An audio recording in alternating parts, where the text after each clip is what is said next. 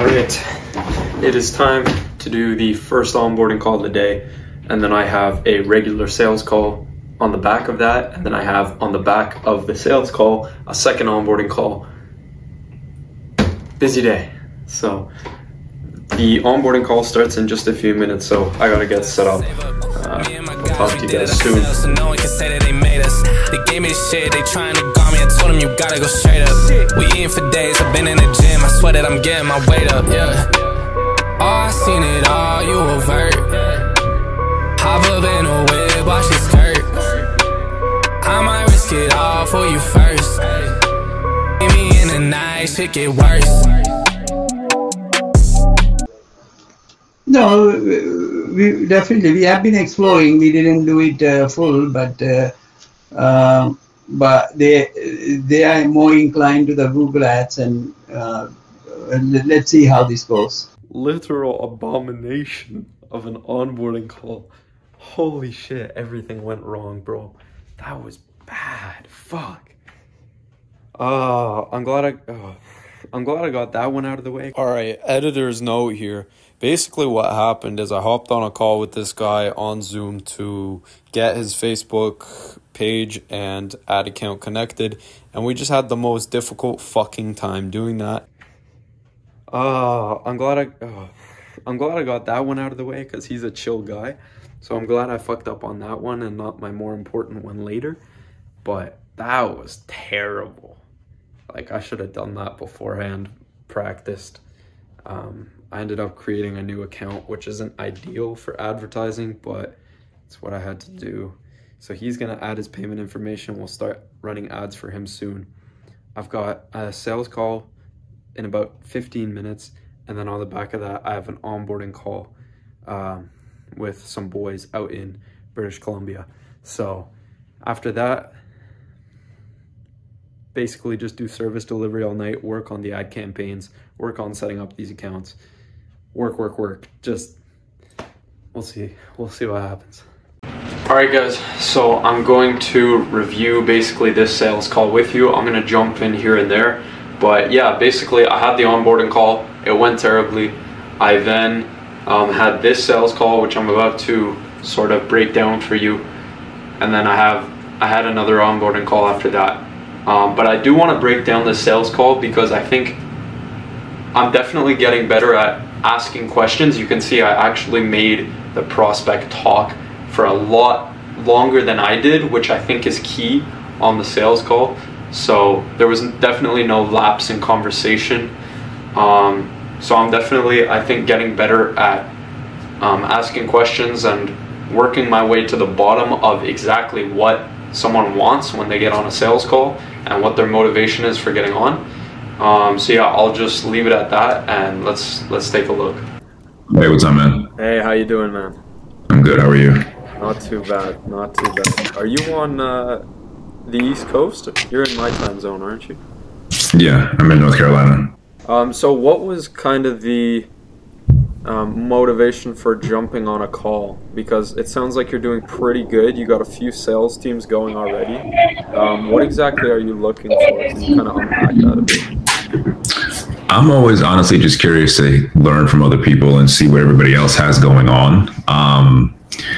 You know, if there's a better way or smarter way to do something, I'm always open to changing and learning and adapting from other people. And if I can help other people do the same, then that's kind of how I've been doing my business. A lot of, you know, I've worked with over 50 lead gen providers, and that's why I decided to just do it myself. Right. And but you know, you don't know what you don't know. So if somebody else has figured out a way to do it better, that's what I'm always searching for, is if people can reduce the cost of acquisition.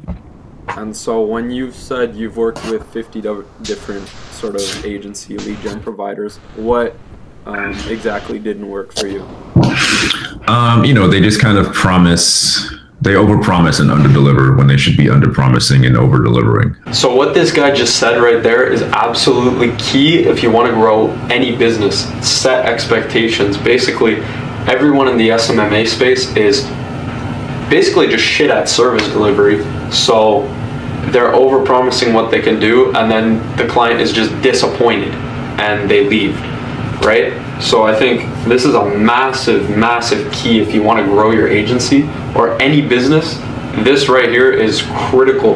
This is why I'm reviewing this particular sales call. I was just gonna put a few clips in this video, but I think it's a gold mine. I might even make a full video and just release the whole call. Yeah, I've heard that one before actually, that you know, the bigger companies kind of get a bit lazy, and you know, the smaller guys really value each sort of client more, which is definitely how I like to see my service.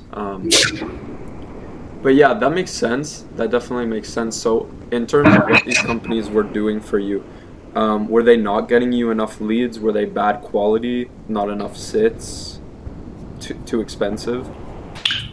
So the majority of it was there wasn't enough appointment flow. And the other agencies, when they were sort of running your Facebook, were they booking you in-person appointments from Massachusetts, or was it virtual?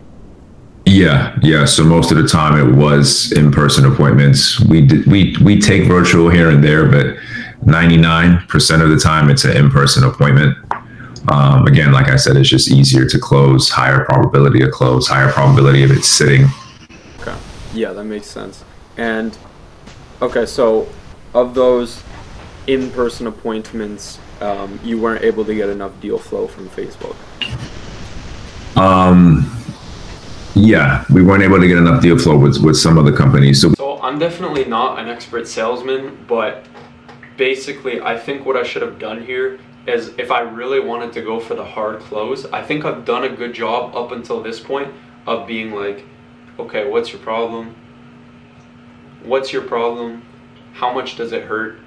You know, I'm making him repeat, like, okay, it seems like the situation is this and it really sucks, right? I'm having him like repeat his problem, which I think I've done well up to this point.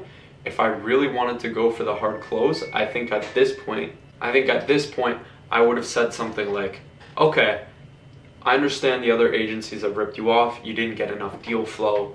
You're currently not having enough deal flow. What is that doing for you? And, you know, how does that make you feel? And, you know, how's that affecting the company? And then what does that effect on the company have on you? And then basically he just like pours his heart out into why the situation sucks. I think that's what I should have done if I'm like going hardcore emotional sales mode. But yeah, I'll just let the rest of the call sort of play out so you can see what happened. Right. And do you actually have a rough idea of what that cost looked like based on what you've spent before in Massachusetts? Yeah. So, you know, $200 to $300 a day would get us roughly 30 appointments. And out of those 30 appointments, half of them would sit. And out of the half that sit, maybe a third would close, maybe 40%, 50%, 60%, depending on the salesperson. Set expectations right.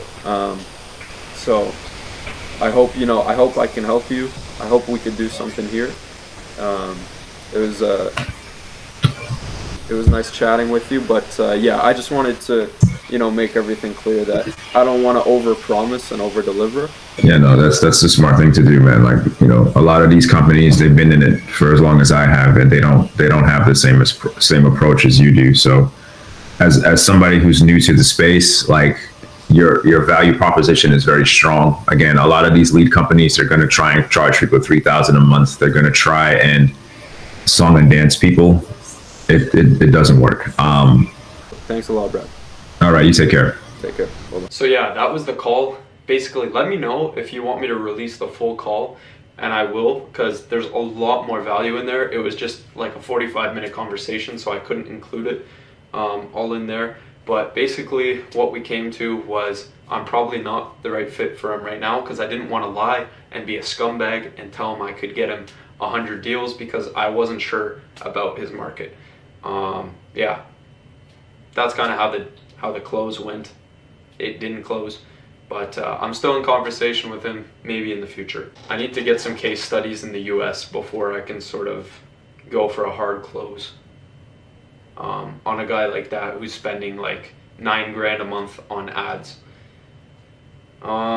let me know in the comments if you think I should have done something different. So for the next onboarding call, basically all went well. I had fucked up in the previous one, so I wasn't going to do it again, and I knew exactly how to add her to Facebook, having practiced. So yeah, everything went well. I'm launching ads for her really soon, so that'll be my first campaign in the US. Hopefully all goes well. So yeah, she was an easy close. I'm going to be spending the first week of her advertising budget out of my pocket just to prove to her I know what I'm doing. So these are the kind of risks I'm willing to take to make this work. So if you're not having success with this business, you have to look at yourself in the mirror and ask if you're doing everything you can to get clients and prove yourself to the market. All right, so that was a really interesting call. I got a lot of context into the industry. He took the lead on that call. To be honest, I think a lot of these guys are seeing that they're seeing that maybe I don't have quite the context I need on the US solar market. I know a lot about the Canadian market, but not quite the US, so slightly problematic. Yeah, so basically that's where we're at.